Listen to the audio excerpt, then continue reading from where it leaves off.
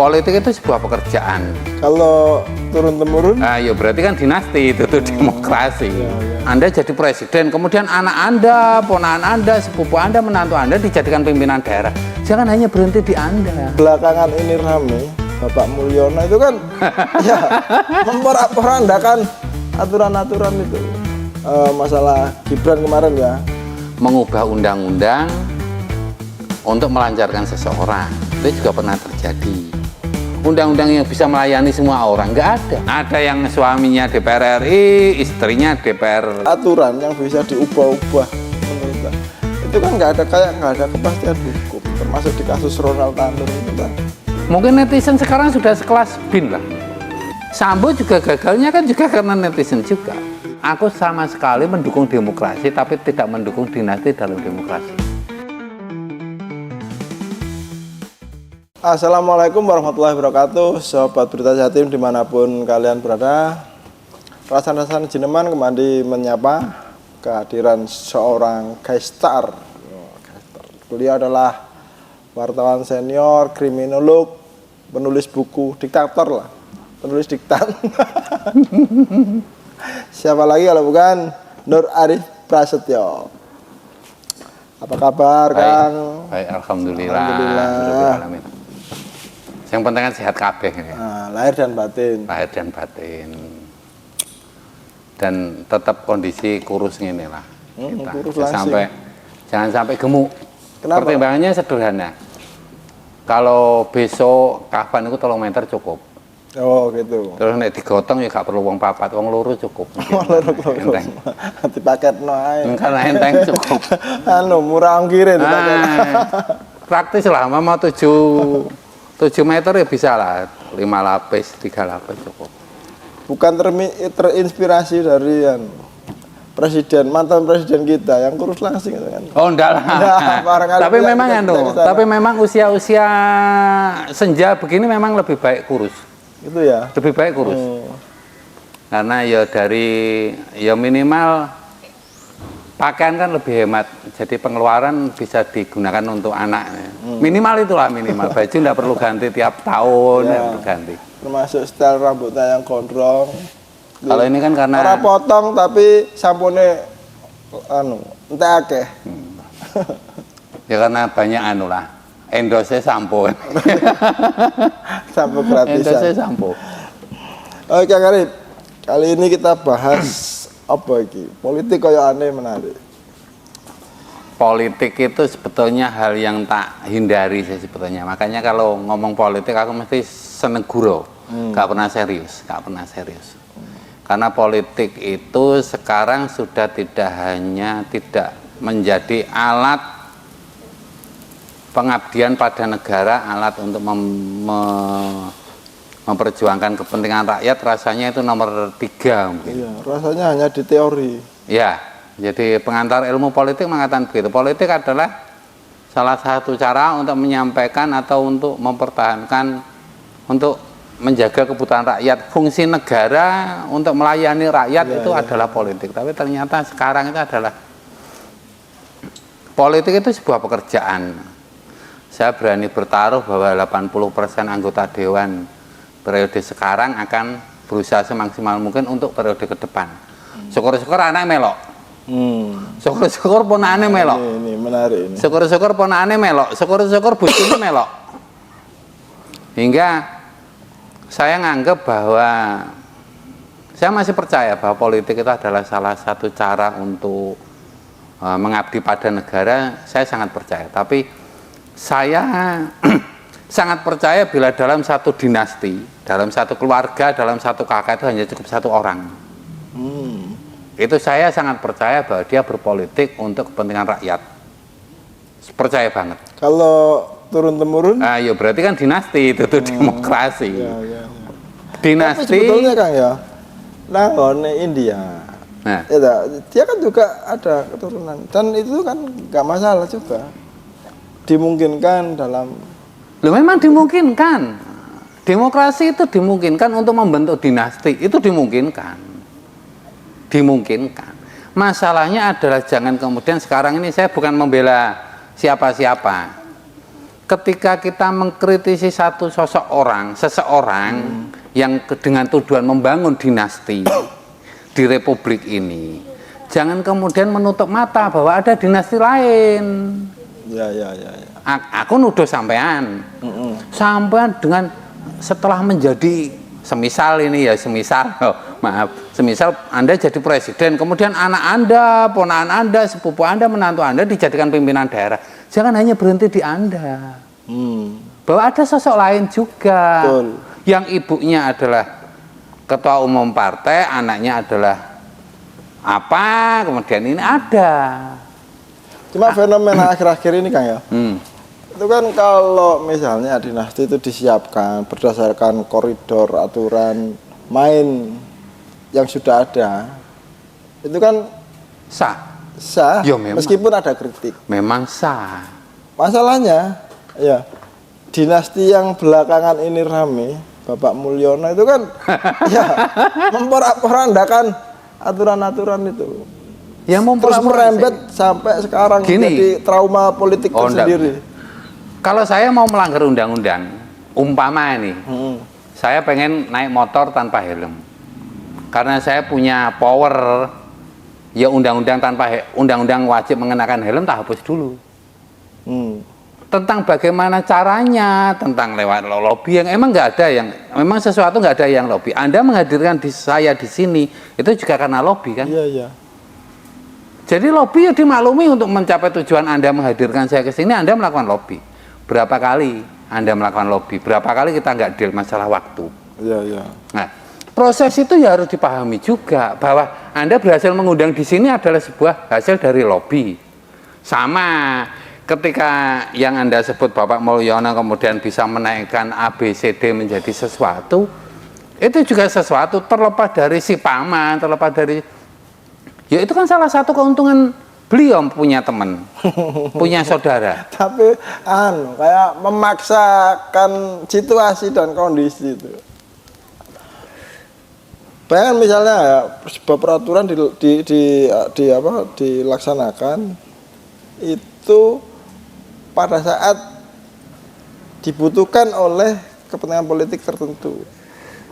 Taruhlah misalnya masalah Gibran kemarin ya. Langsung aja tambah abot gini. Gak apa-apa.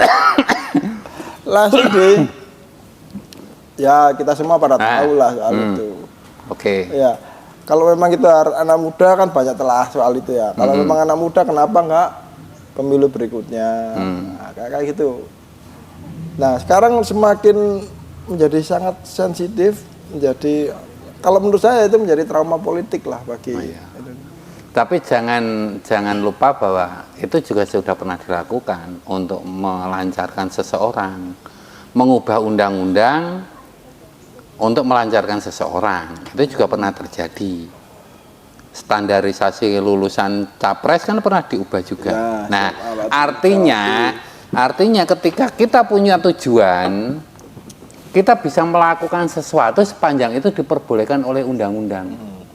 Menurut aku gitu, karena negara kita negara undang-undang. Ya udah undang-undang dulu disiapkan. Terlepas itu nanti dapat perlawanan, emang ada undang-undang yang bisa melayani semua orang? Nggak ada undang-undang.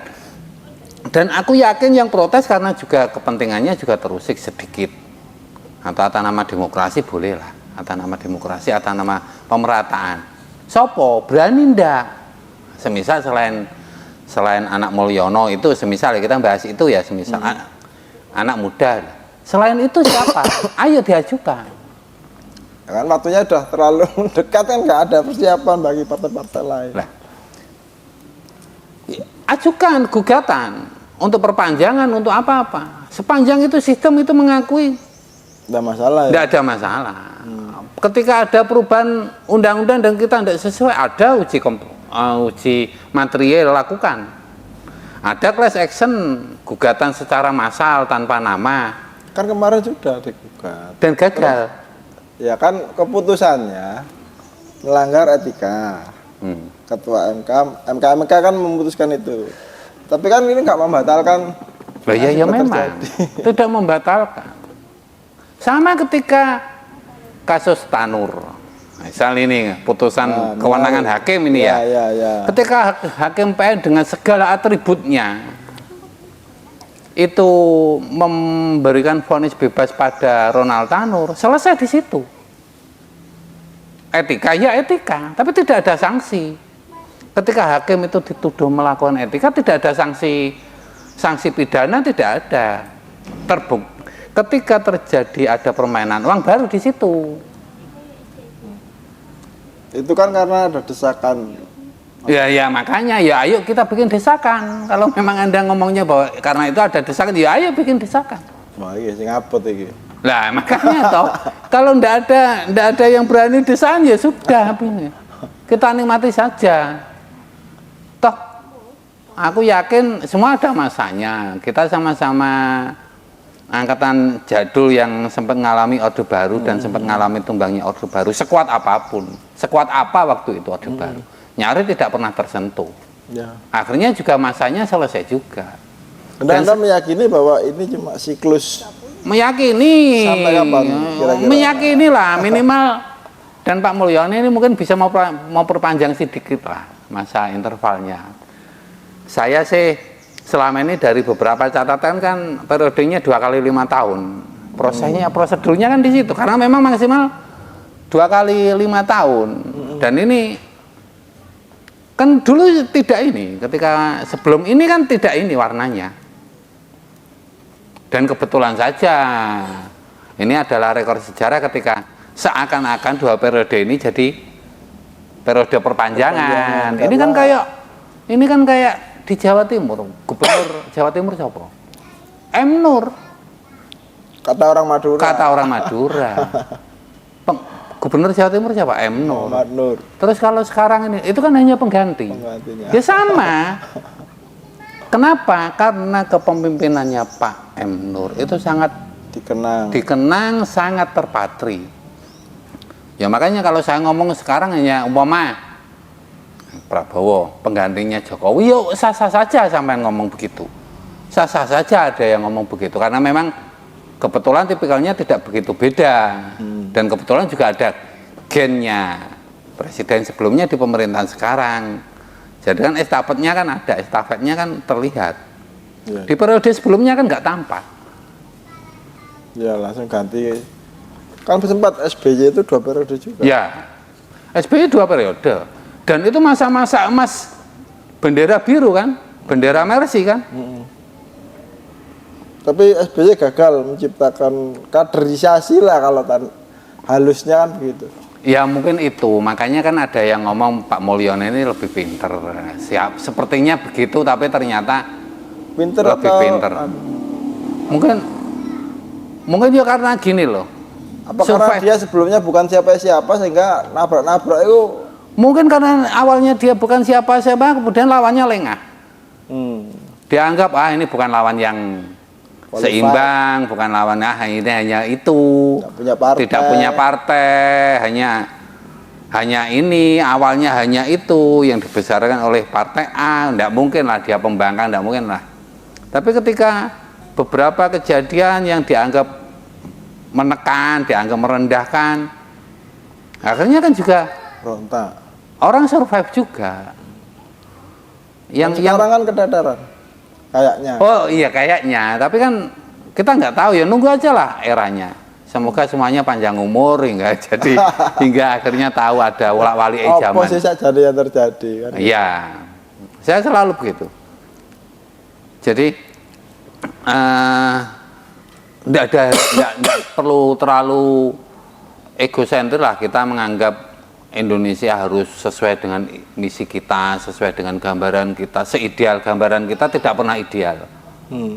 Seideal apa? Aku pernah kita bisa cari data suami istri anggota DPR RI. Ada kan? Sekarang ada bapak anak kepala daerah. Ya kan? Ada. Jadi negara ini yo tanpa sadar dikuasai oleh family keluarga besar itu. Surabaya juga sudah terjadi. Siapa wali kotanya, siapa anggota DPRD Surabayanya Ya, ada, banyak. itu. Ada yang bapaknya DPR RI, anaknya DPRD. Ada. Ada yang suaminya DPR RI, istrinya DPR. Dengan realita yang seperti itu, apakah Anda sebagai pengamat Pengamat politik dan kriminal, saya korban politik lah. korban politik, Saya korban politik lah. lah emang pernah di partai atau diminta menjadi anggota? Saya sampai saat ini tidak pernah terlibat di partai, tidak pernah percaya kampanye. Kalau saya mau menggunakan hak suara, ya apa kata hati saya, tidak perlu melihat partainya, apa kata hati saya. Kalau mau nyoblos ya nyoblos, kalau enggak. Kalau hanya sekedar mencelupkan jari di tinta, apa susahnya? Apa sih menurut Anda itu ketika pesta demokrasi terjadi, menurut Anda itu penting apa enggak sih? Ya kalau untuk menjaga Kesinambungan, menjaga ciri khas demokrasi wajib lah. Wajib jadi lah. untuk memenuhi lah. unsur definisi tentang negara demokrasi. Jadi kayak ini, kita itu wajib berbaju. Mbok awakku ireng gawe kuning gak ngurus, mbok awakku ireng gawe klambi apa ndak ngurus. Tapi yang penting aku pakai baju. Menutupi aurat, nilai kesopanan. Nilai kesopanan kan aku mau pakai baju kan kesopanan. Ya kan? Kalau kemudian terus aku kulitku hitam, aku gawe kuning sing ngejreng. Estetik gak? Enggak. Tapi aku melanggar kesopanan enggak. Aku tetap pakai baju kok. Masuk klambiku kuning, dasiku ijo, celonaku abang, sepatuku abang ijo. Melanggar kesopanan enggak. Ya. Aku sudah sopan, bajuku hem, sepatuan, celanaan. Tapi apa estetik?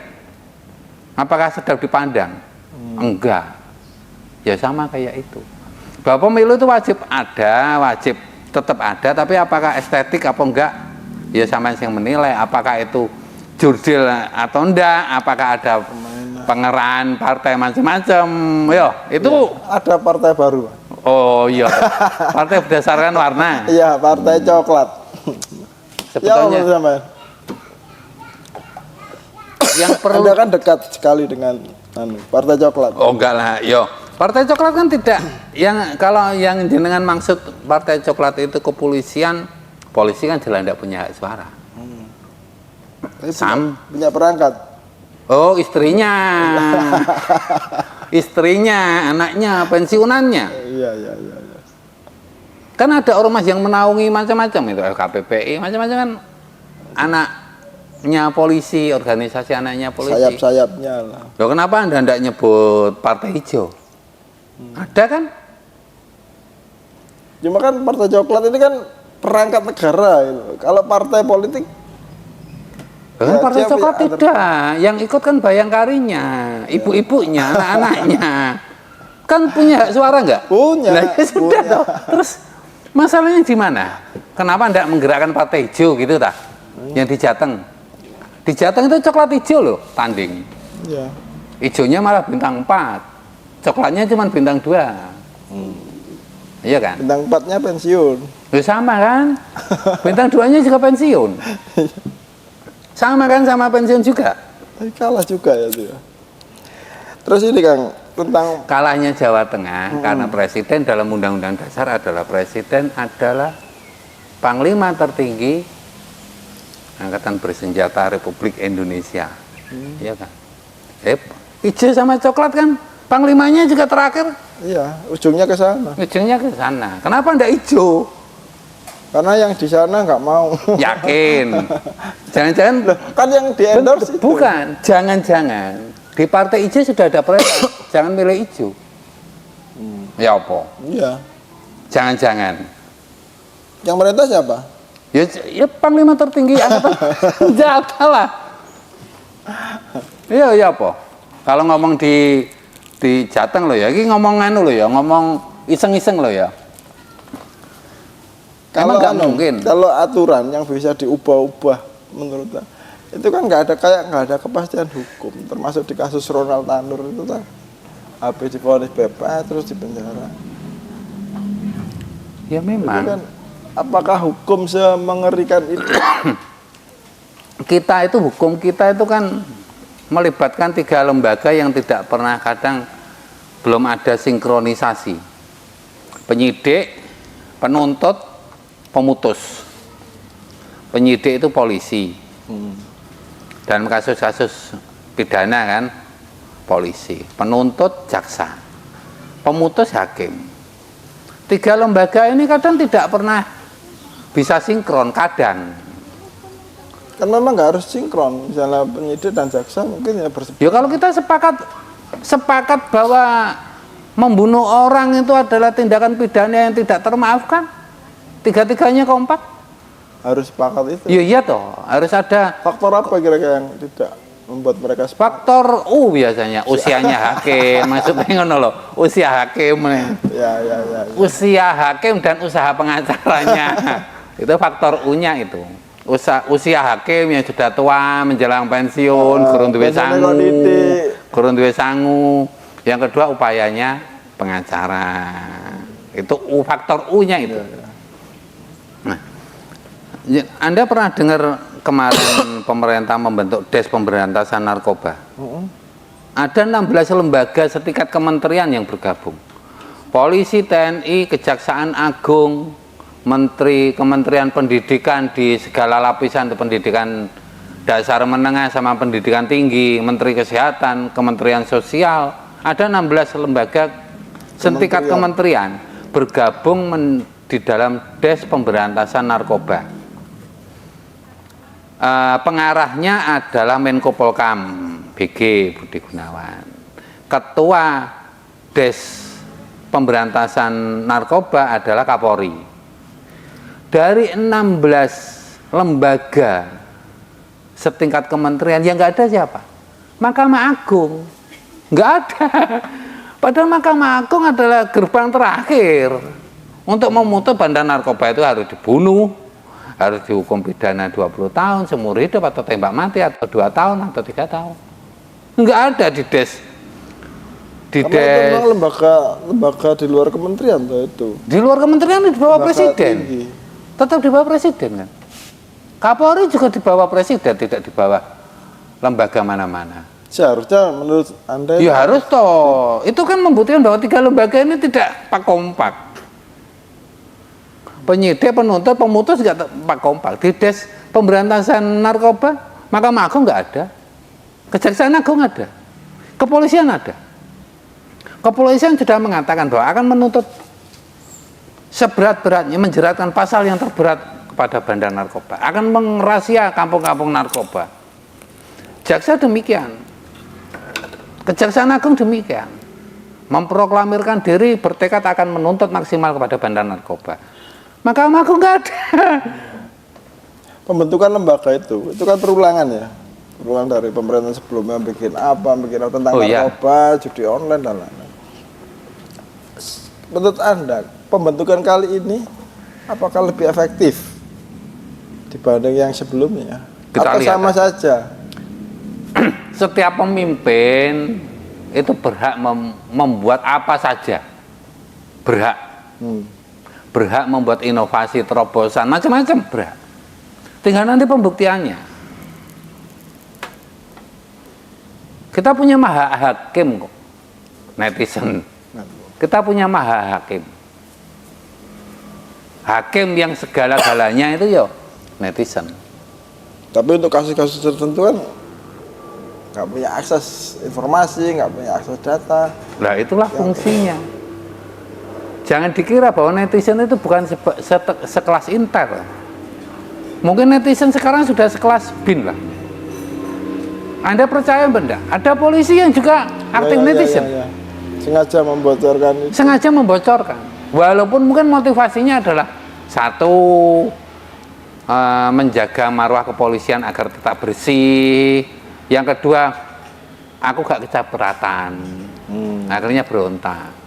Akhirnya membocorkan. Orang apapun yang itu menjadi berkah. Apapun ya. itulah. Jadi berkah. Apapun itulah. Berkah netizen untuk mengadili.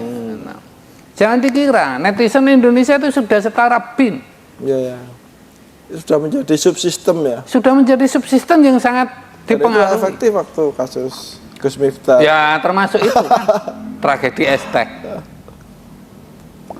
Jadi Indonesia menurut aku cek sempurna lah, masih sempurna lah untuk sebuah negara tumbuh kembang lah, masih banyak harapan lah.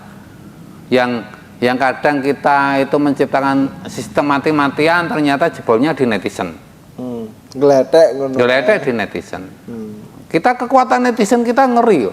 Iya ya.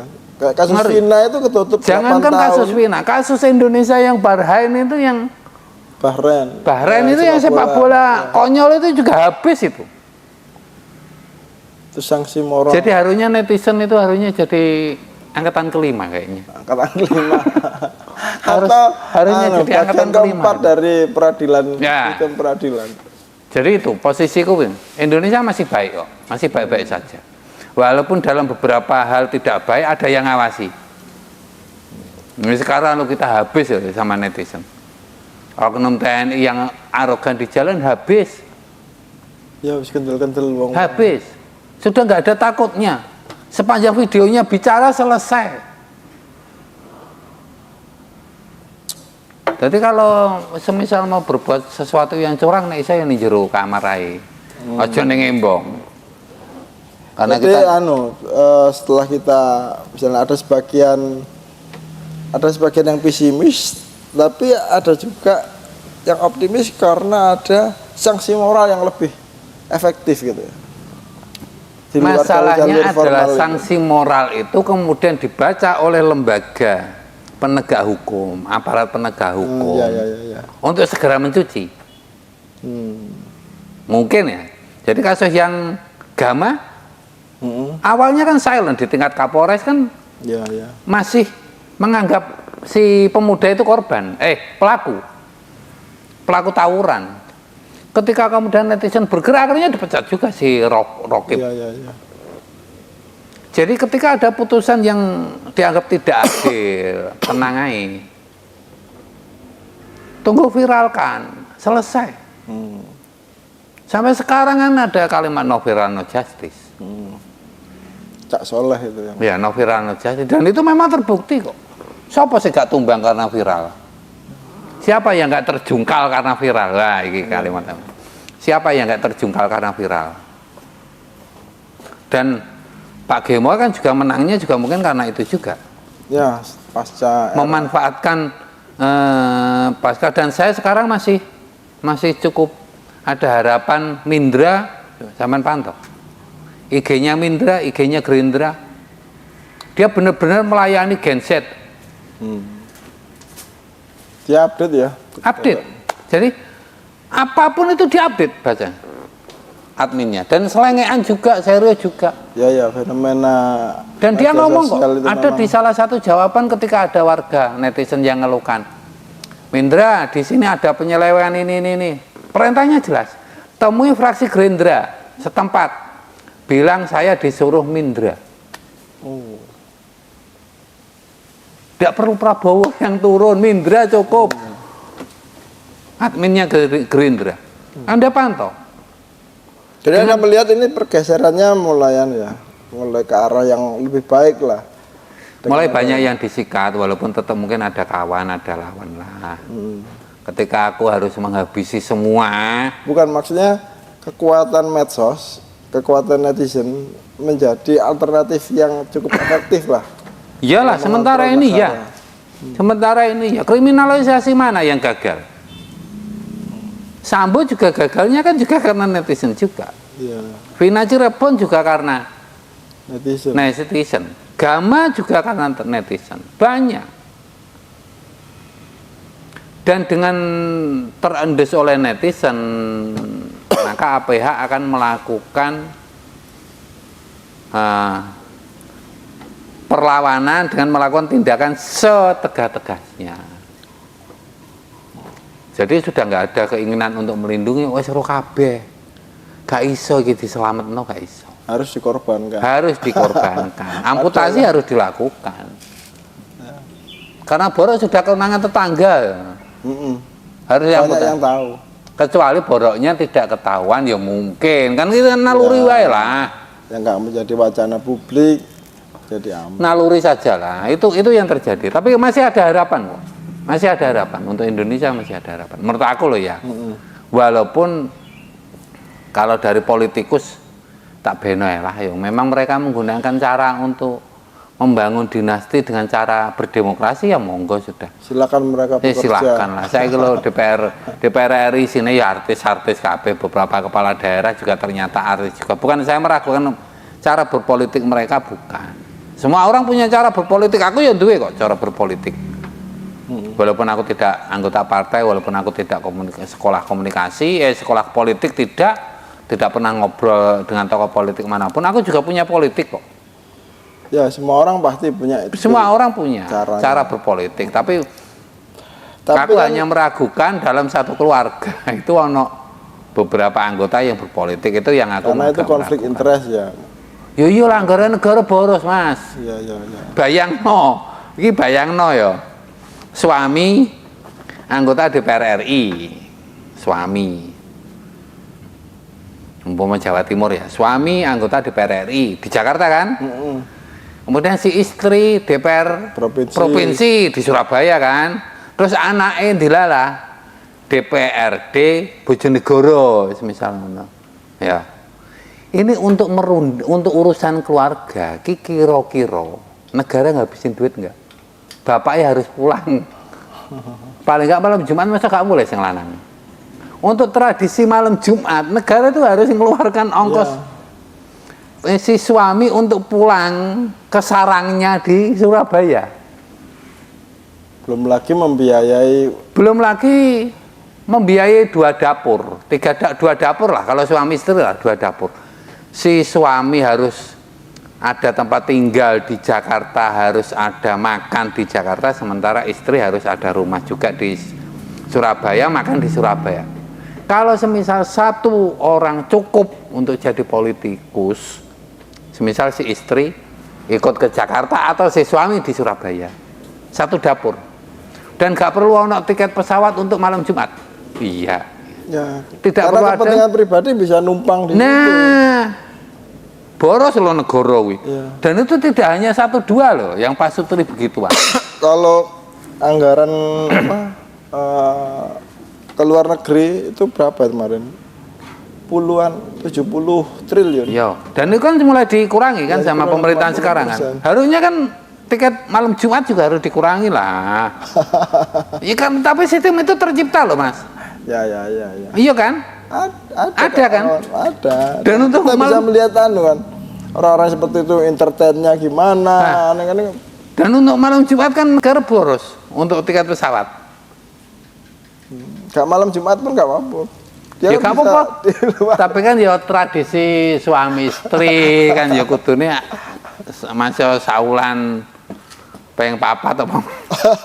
Saulan pisan kan harus ada, tapi ada tiket yang sia-sia hanya untuk urusan begituan. Ngomong gak perlu ngono ndi. Ngomong gak perlu begitu, gak perlu lah. Emang gak perlu, suami istri kok gak perlu. Kalau gak perlu malah curiga aku, jangan-jangan buka cabang. Iya. Jangan-jangan beli putus. Nah, jangan-jangan beli putus atau buka cabang. Itu malah boros lagi. Malah boros lagi itu. Negara terlalu boros untuk urusan-urusan begini.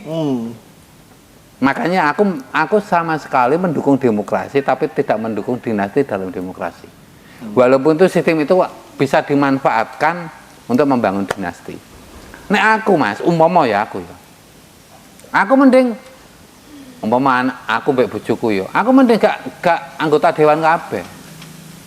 Mending aku sing bupati, bojoku anggota dewan. Apa diwalik? Kongsine luwih enak. Ya. Kongsine luwih enak. Ketimbang sama-sama, mending aku kongsi luwih enak. Iya kan, itu kan juga terjadi misalnya. Dan itu juga terjadi kan di beberapa kota yang dinasti yang terakhir kan, yang di Bangkalan itu terakhir kan. Ada lagi di Sidoarjo. Oh di Sidoarjo, ya di Sidoarjo. Ya banyak lah, banyak contoh itu banyak. Jadi satu family cukup satu yang politisi, itu bener. Itu memang dia benar-benar politikus yang ingin memperjuangkan rakyat. duduk memperjuangkan rakyat. Nek wong Jawa kan rakyat itu bojo. Iya, rakyat. Rakyat. Bukan memperjuangkan rakyat, tapi memperjuangkan rakyat benar. Satu family, satu politisi. Ojo akeh. Kira-kira mungkin nggak itu dijadikan undang-undang? Rasanya mustahil. Kalau kita semakin banyak yang apatis, kayak aku, kayak sampean apatis ke politik, ya dinasti itu akan merambah. Ya untungnya sekarang ada partai-partai yang masih non parlemen ya. Aku masih ada harapan ke mereka, tapi sayangnya kan pendukungnya juga nggak banyak, nggak jadi ada. juga. Pada akhirnya juga merapat ke. Pada akhirnya juga merapat juga. Akhirnya kan ya wis. Aku wis ngene lah. Sepanjang itu baik untuk rakyat menurut aku ya tak dukung, nek enggak ya enggak. Wis ngono lah. Kita sama-sama punya cara berpolitik kok. Walaupun tidak harus jadi politikus. Ya. Betul. Dan kita masih beruntung karena kita punya netizen yang netizen. luar biasa. Netizen, betul. Oke, Kang Arif, karena kita dibatasi waktu, Ya. mungkin perbincangan yang menarik ini akan kita sambung di episode berikutnya. Oke. Ya. Oke, terima kasih Kang Arif. Ya. Demikian kawan-kawan Berita Jatim, rasa-rasa Jineman kali ini dengan apa yang disampaikan oleh Kang Arif. Semoga itu bisa menambah wawasan kita dalam berpolitik dan bernegara. Assalamualaikum warahmatullahi wabarakatuh. Waalaikumsalam.